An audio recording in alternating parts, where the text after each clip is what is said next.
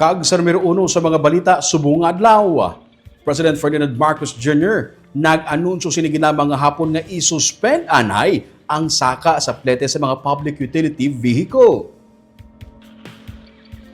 Buwas na kung taning nga adlaw ipatuman ang saka sa plete sa mga depasahero nga mga salakyan nga nagalakip sa mga jeep kag taxi. Ini matapos ginaprubahan sa Department of Transportation kag Land Transportation Franchising and Regulatory Board ang saka sa plete. Ugaling, sining hapon sa isa ka video, ginanunsyo sa presidente nga hindi pagdayonon ang saka sa plete.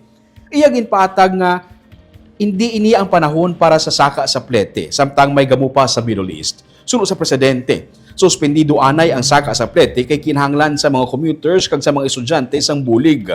Hindi man kuno dapat magkabalaka ang transport workers kay ginapadali na kag dugangan ang suporta sa transport sector. Suguran man ang libre nga sakay sa bilog nga Pilipinas. May discount man nga igahatag sa MRT, LRT, pati na sa mga toll road.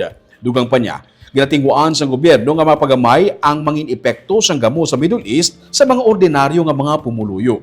Subuman nga adlaw, nagpagawa na kuntani isang bag-o nga taripa ang Valicar Transit para sa biyahe sang Ceres Bus. Buwas man kuntani pasakaan ng plete sa mga modern kag traditional jeepney pati na sa taxi.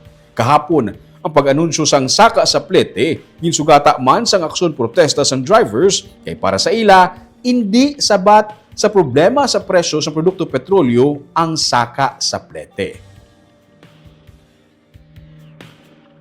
Patuloy ang ating pag-alalay sa ating mga commuter, sa lahat ng mga ating manggagawa, mga estudyante, lahat ng gumagamit ng ating transport system.